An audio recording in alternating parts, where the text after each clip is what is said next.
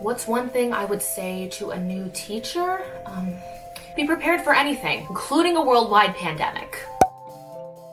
Hey you guys, and welcome back to my channel for what I believe is my very first tag video as a teacher. Teacher Tay, who's one of my favorite YouTubers and Instagrammers to watch and collaborate with, invited a bunch of us teachers to sit down and talk about what we love about teaching, what we would say to incoming first-year teachers who are currently coming in at a really rough time in life.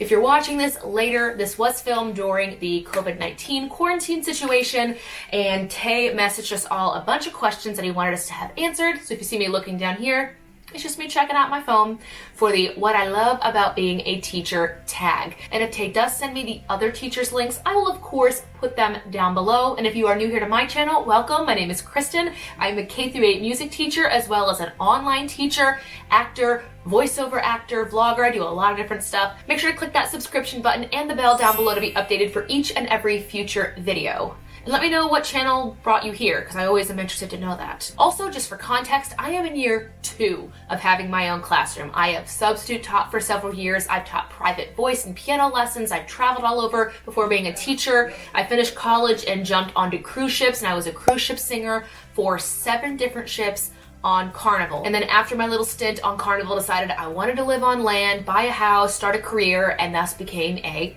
teacher. I love it. It is literally the greatest job. It is so rewarding. Being a music teacher, I think, is one of the hardest subjects to teach because we are not just in charge of teaching the material and having them regurgitate it on a private test. We teach them things and expect them to perform them in public, in front of their peers, their supervisors, their parents. So I think the skills we teach as music teachers, every teacher is important, but I think what we teach really impacts the children as they go on in life. Because whether or not you are a music teacher or someone who likes music, you're gonna have to go and interview. Where are you gonna get those interview skills? Who's gonna teach you how to be on the spot and think and perform essentially in an interview? Your performance classes. But anyway, that's a whole different video.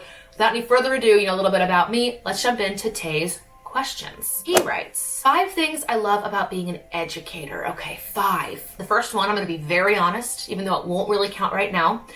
Number 1 is having the summers off. I really like having a quarter of the year, just for me, honestly, to plan, because I can't do as much planning as I want during the school year. I love to rearrange my classroom, see what worked during the previous year and set it up. Again, I'm only year 2, so I really love looking back on previous years and seeing what worked and what didn't. Number 1, definitely the flexibility of having your summers off.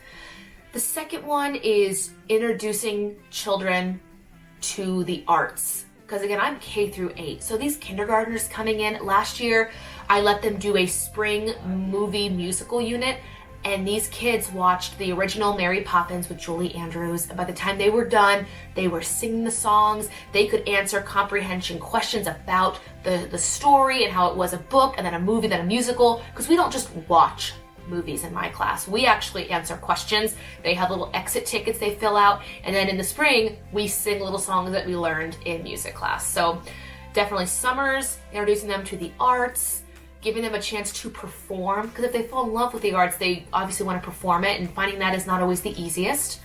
I love watching students have their hard work pay off, especially in my middle school. I do a middle school musical, so I see them all getting ready for auditions for the first time and practicing what they're going to say when they walk in for me and my fellow directors. So definitely my 4th one, watching them.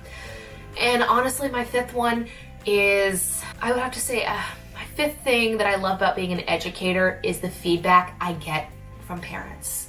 I love getting emails from parents that said, you know, Adam would never ever sing in front of us. And since you taught him Yellow Submarine in 4th grade music, now he can sing it, he can do all the rhythms, he knows what he's doing, and he looks like he's having fun.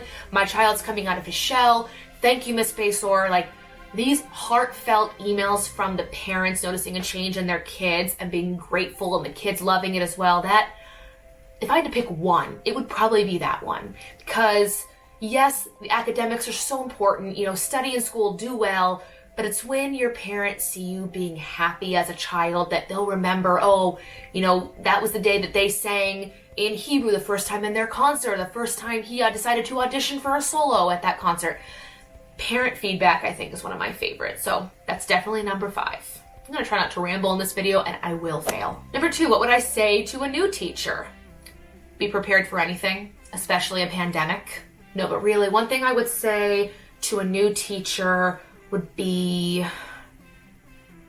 just one. This is so hard. Don't be too hard on yourself in year 1 or really year 2. You're going to make mistakes. It's not going to be like it was in college, and your ability to adapt will determine your success in your career. That makes sense. So don't be hard on yourself.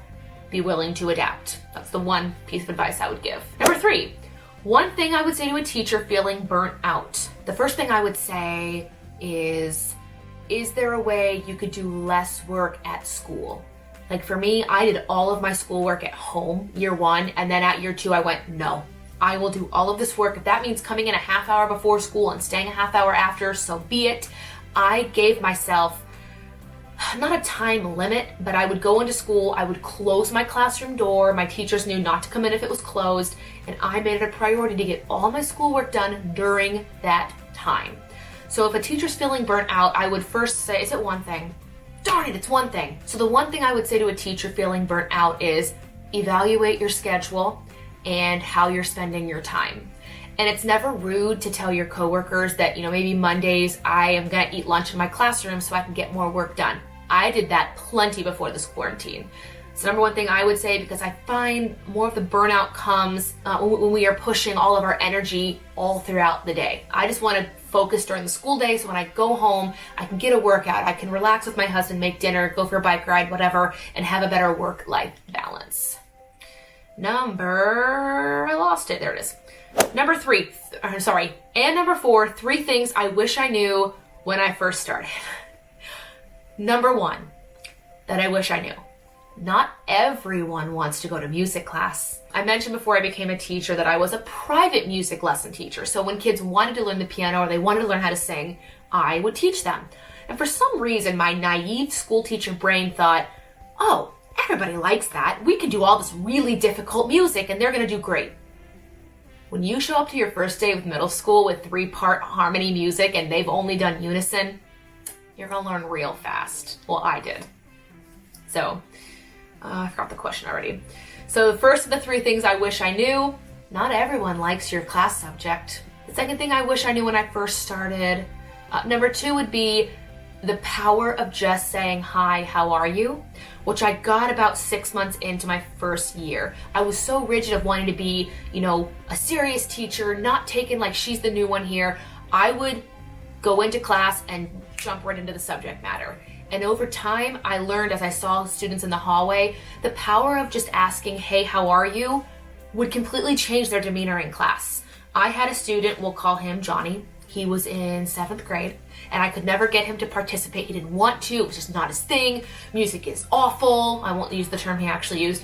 But I learned that Johnny really liked basketball.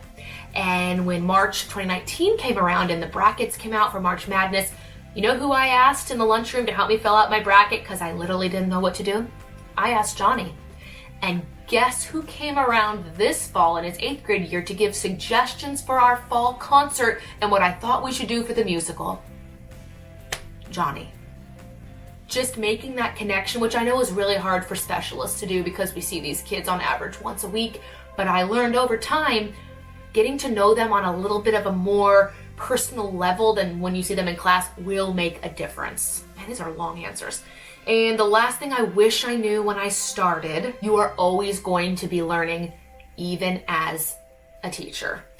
When I first started, I thought I didn't need a paper planner. I could do it all online, and I learned really quick what a blessing it was to have this. This is not sponsored. This is from the Happy Planner, and I'm using it actually in quarantine now to keep track of my students. This is what I learned to love my first year of teaching. If you open it up, it shows me each of my classes and the day of the week, and I have an extra box here. Just know that as a teacher, the learning is never done. You're gonna always be learning about your students. You're gonna learn a new way to teach a subject matter. You're gonna constantly be learning. The day you think you are done learning might be the day you need to be done teaching, because it is a process. You will always be going through it. I don't know why I'm still showing you this planner, but But anyway, those are my answers for Teacher Tays, what I love about being a teacher tag.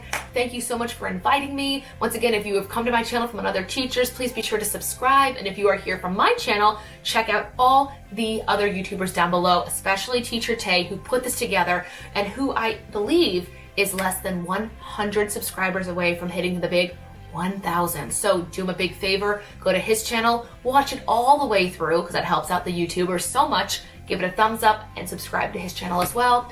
Teachers, stay safe, stay healthy, stay productive. Show your students that you are still there for them every single day. And I will see you guys in the next video. Bye.